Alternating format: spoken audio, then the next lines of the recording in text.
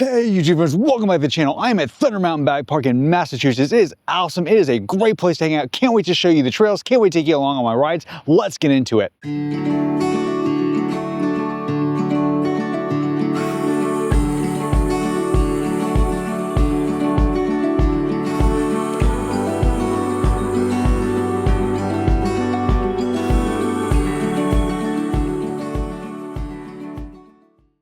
If you like this content, please hit the like and subscribe button, turn on notifications, and drop us a line in the comments. Also, send us some hype points. Thunder Mountain is renowned throughout the East Coast, well known almost like Killington. In fact, it was through my coach at Killington that I found in Thunder Mountain. Thunder Mountain is one of the few bike parks where the bike park is actually more important than the ski resort. Apparently, their revenue is actually higher in the summer, and so they now emphasize the bike park over their skiing, which is awesome because you can definitely tell it. Thunder Mountain is a challenging mountain. There are blacks or double blacks, and they are beastie. I cannot ride them. I've been advised against riding them, so I haven't even tried, but I will tell you, even their blues are definitely challenging, and you definitely have some hard tech on it. Thunder Mountain has 2 greens and roughly 10 or more blues that I was able to count. I did 5 of the blue runs and both the green runs today, and I tell you, they were a lot of fun. There were a couple of flow trails. I'm gonna take you on my favorite trails right now, Cat and Mouse. Let's go. Cat and Mouse is a bermy fast trail. Probably one of the easiest intermediate trails on the mountain. You can't help but get up good speed on this trail.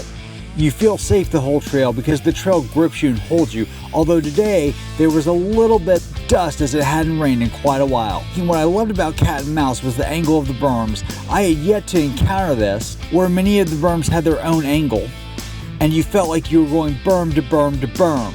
The trail itself just feels like it never quits, and you have the opportunity to gain speed the whole way down. It is absolutely possible to get going too fast on this trail, but with good compression and leaning in, you can absolutely master this trail. For learning flow, it's a great trail because it challenges you beyond the typical flow trail, and it's part of what makes Thunder Mountain such a difficult mountain to ride and so famous throughout the East. I loved it. I'm gonna show you a trail map of Thunder Mountain. As you can see, there's plenty of blues runs. I absolutely think this is a 2-day mountain. You can totally enjoy your time here. There's also a lot of technical trails. Now, you guys know I don't love riding tech, but the tech here is pretty fun. Some of the trails that are not technically tech trails are just that they haven't maintained them as well. So they're actually fairly difficult. Let's go on one of the tech runs right now. This is a blue tech trail, Harold's Blend. It's a fun and awesome trail. It's fairly characteristic of the tech trails you'll see at Thunder Mountain. As you can tell, I'm going through a rocky section right now. Technically, it's rated as one of the easier tech trails on Thunder Mountain, if not the easiest blue tech trail on Thunder Mountain. However, I found them all to be about the same. The next level up is Trillium, and I found this to be on par with Trillium. One thing worth noting here is that the trail is fairly narrow, and that was true of most of the tech trails at Thunder Mountain. There's also some rocky descents and rooty descents, but I did also find the scenery very pretty. Overall, I think it's worth doing some tech while you're at Thunder Mountain, and I think it's one of the alluring parts of the mountain. Because Thunder Mountain actually cares about their summers, they open their base area. They don't have a village like other mountains and other ski resorts, but they have everything you need for a great stay. They have a quick serve cafeteria, they have a restaurant, they have a full service bike shop, and they have an ice cream truck. All the things you would need, they have. My bike broke. I used their mechanics to fix a contaminated disc. It worked great, and I was on the road in about 30 minutes. So can't say enough about their base and their bike shop. One other thing about Thunder Mountain, they do allow you to camp in the parking lot. It is $20 a night, but I think it's worth it because you have access to showers, you have access to bathrooms. There's quite a few people camped here. So I'm gonna show you, I'm in one of the 4 sections where we have overnight. There's another section where they have tents and other things like that. But as you can see, I've got folks around me.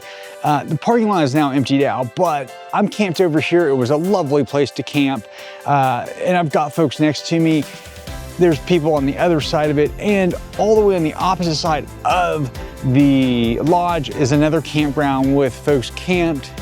There are also people over here, although I don't know that they are legally camped, but overall, there's probably at least 20 people camping here. What are my takeaways from Thunder Mountain? I'm gonna show you one of my favorite rides while we talk. Thunder Mountain is a very challenging mountain. It's a lot of fun. It is a bit in the middle of nowhere, so you're definitely going there as a destination. I think 2 days is ample time to ride it, particularly as an intermediate. I think if you were more advanced than me and you were a really good rider, you would probably love taking on those black challenging trails. If you like tech, there's definitely some tech. If you like flow, there's definitely some flow. I did not find the jump lanes to be as good as Killington, and that's okay. The Gronk, which I'm showing you now, has a great jump line, but it's not the 65 jumps that you get in one run on Killington. So it's not quite Killington in that sense, but it's still a great mountain. The camping was fine, it was quiet, the people were nice, and as I said, it's a $20 fee, but I'm all for that because they provided me showers, they provided me water. I couldn't hook up to the water because they are in drought, but there is water available for drinking, so you have some amenities you get for that $20. Overall, I think Thunder Mountain's a great mountain. As always, if you like this content, please hit the like and subscribe button, turn on notifications, and drop us a line in the comments. Thanks for watching. I hope you visit Thunder Mountain.